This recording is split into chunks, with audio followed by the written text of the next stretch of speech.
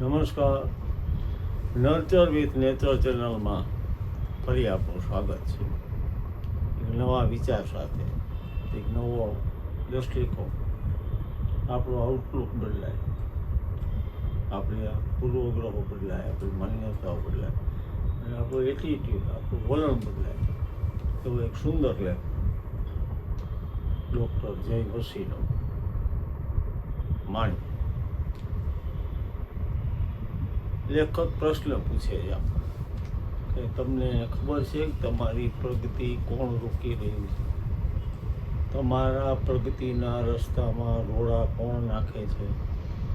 કોણ અવરોધક બને છે? તમે પ્રગતિ કેમ કરી શકતા નથી? એવું તે શું થાય છે કે એક પગ તમે માંડો છો પછી બીજો પગ માંડી શકતા નથી? કોણ નડે છે? પરિસ્થિતિ, લોકો? લેખક કહે છે ના, ના, ના, તમે જ તમને નડો.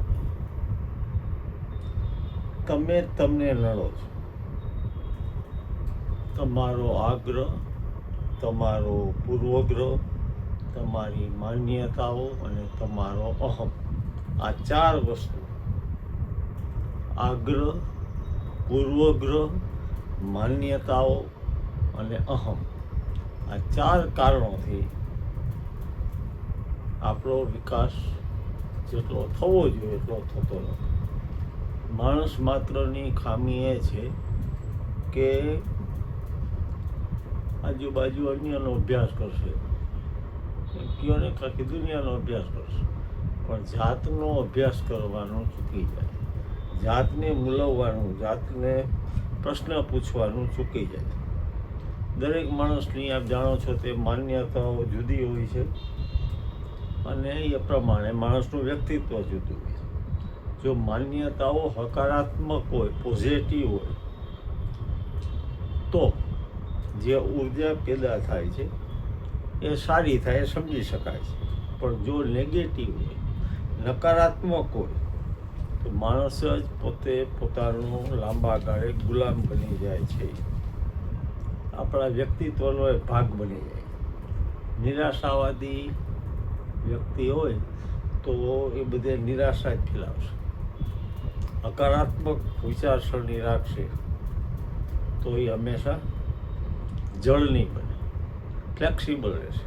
અને તમે જાણો છો કે જળતા એ સ્થિરતાની સગી બેન છે.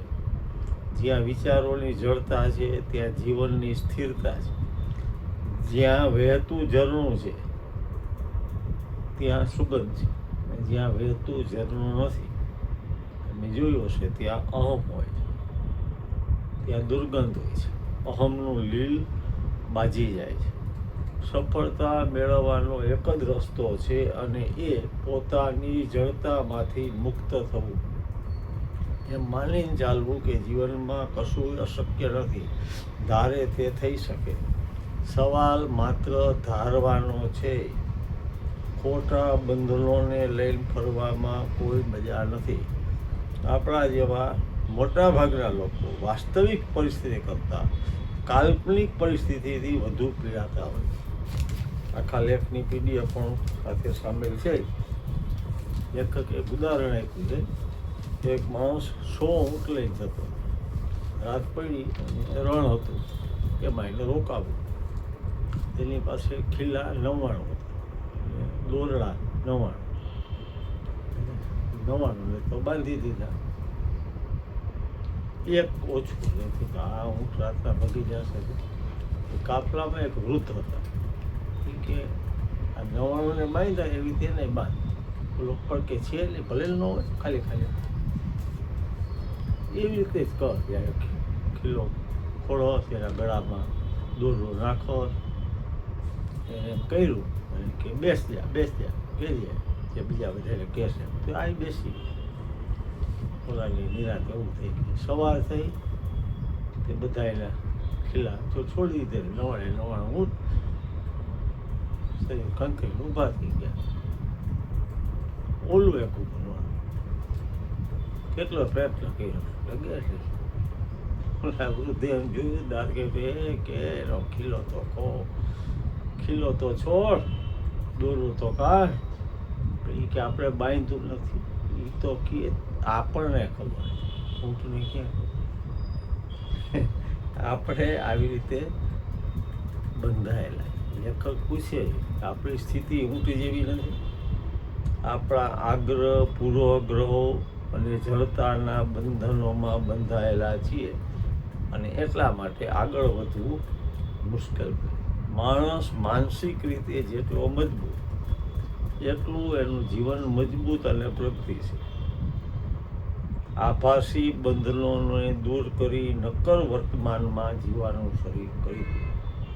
લેખના અંતે ડૉક્ટર જય વસી કહે છે કે હંમેશા પોઝિટિવ વિચારવાની ટેવ પાડો. બંધન નહીં, સ્વતંત્રતા જેવું લાગશે. ડૉક્ટર જય વસીને આપ મેલ કરી શકો. જય વસી 45@gmail.com. લેખની PDF પણ સાથે સામેલ છે. મળીશું ફરી પાછા બીજા કોઈ વિષય સાથે. પ્રણામ. જય હનુમાન.